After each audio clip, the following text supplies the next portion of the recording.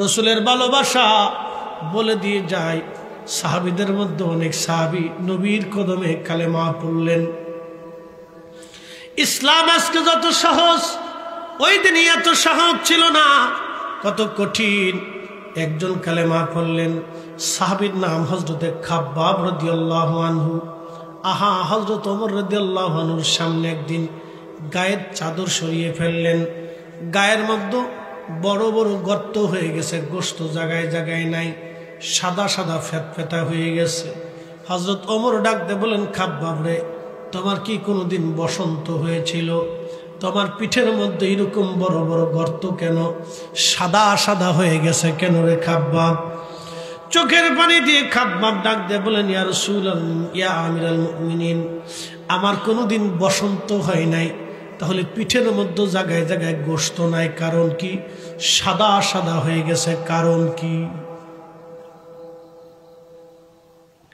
হযরতে খাব্বাব ডেকে বলল, আমিরুল মুমিনিন, আমিরুল মুমিনিন, আপনি শুনে নেন, কালেমার জন্য আমার জীবন চলে গেছে এইভাবে।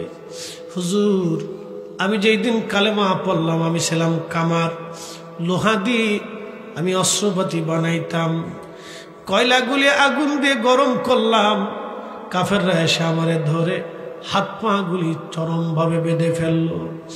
আমিরুল মুমিনিন, শুধু কালেমা পড়ার অপরাধে ওরা ওই আগুনের কয়লাগুলি মাটির মধ্যে বিছাইয়া আমারে চিৎ করে শুয়াইয়া, আমিরুল মুমিনিন, ওরা 10-12 জনে পাথর চাপা দিয়ে বুকের মধ্যে চাপ দিয়ে ধরে রাখত।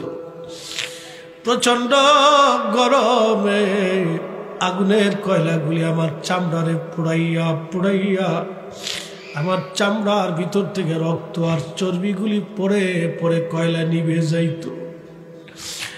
আমি ছটফট করতে থাকতাম, হুজুর, এরপরে ওরা আমার ছাড়তো না। আমিরুল মুমিনিন, কোনদিন আমার বসন্ত হয় নাই। এটা ছিল কালেমার বদলা, কালেমার জন্য আমার পিঠের গোশত চলে গেছে। হুজুর, আমার দেহ থেকে, কলিজা থেকে ওরা ঈমান নিতে পারে নাই। পিঠের চামড়া চলে গেছে, কলিজা থেকে ওরা ঈমান নিতে পারে না। আমিরুল মুমিনিন, ওরা আবার ওই কয়লাগুলি গরম করলো, আবার কয়লাগুলি গরম করিয়া আবার উত্তপ্ত করলো, আগুন বানাইলো, আঙ্গার বানাইলো। ওই কয়লার আঙ্গারগুলি মাটির মধ্যে বিছাইয়া ওই ঘা অবস্থায় ওরা আবার আমার চিৎ করে শুয়াইয়া আমার বুকের মধ্যে পাথর চাপা দিয়ে চেপে ধরে রাখত। হুজুর, এবার গোশতগুলি পুড়ে পুড়ে চর্বি গলে গলে কয়লা নিভে যাইত। আমি চিৎকার করতাম, ছটফট করতাম, ওরা আমার ছাড়ত না। হুজুর, ওই অবস্থার কারণে আমার পিঠের গোশতগুলি উঠে চলে গেছে, আমার পিঠের মধ্যে আজ গোশত নাই, জায়গায় জায়গায় গোশতগুলি চলে গেছে, চামড়াগুলি চলে গেছে। আমিরুল মুমিনিন, এইগুলি কালেমার বদলা, কালেমার জন্য ওরা আমার পিঠের চামড়া নিয়ে গেল, কিন্তু হুজুর আমি আমার ঈমান কলিজা থেকে নিতে পারে নাই। চিৎকার মেরে জোরে বলেন আল্লাহু আকবার। লালমার মুসলমান, আজকে আমরা আজান দিলে কেউ আমাদেরকে নিভাই না, আনন্দ বলে না। মসজিদে নামাজে দাঁড়াইলে কেউ নিষেধ করে না, মসজিদ বানাইলেও নিষেধ হয় না। আহা, মাদ্রাসা বানাইলেন, কেউ নিষেধ হয় না। সবাই টাকা পয়সা দিল, সাহায্য করলো, কিন্তু ওই দিন কালেমা পড়ার কারণে তাদের পিঠের চামড়াগুলি চলে গেল। আরেকজন সাহাবী ছিলেন বেলাল, বলছেন, হুজুর, বেলালের ওয়াজ আমার শোনাইবেন। হযরত বেলালের জীবনী কি করে শোনাবো বলেন? একজন সাহাবী নিজের জীবনের সব উজাড় করে দিয়ে নবীরে ভালোবেসে গেল। সাহাবীর নাম হযরতে বেলাল।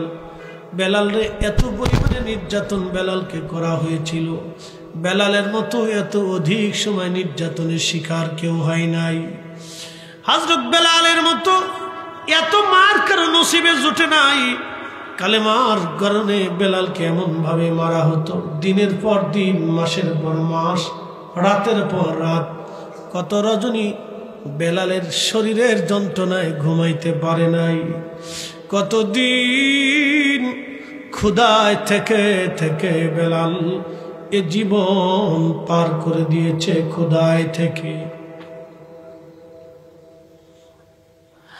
কতদিন ক্ষুধায় থেকে জীবন পার করে দিয়েছে বেলাল। হাজিরিন, এইভাবে জীবন পার হয়ে গেল ক্ষুধায় ক্ষুধায়, মারি মারি গলার মধ্যে রশি বেঁধে বেলালকে নিয়ে যা হতো মরুতে, রুর মধ্যে শোয়াইয়া বুকের মধ্যে পাথর চাপা দিয়ে রেখে আসা হতো। কোন রকম দম আসতো যাইতো, আর শুধু আহাদ আহাদ বলে বেলাল কাঁদতো। একটাই জবানে বাক্য ছিল, আল্লাহ এক, আল্লাহ এক, আল্লাহ এক, আল্লাহ এক, আল্লাহ এক। একবার জোরে বলা যাবে আল্লাহু আকবার।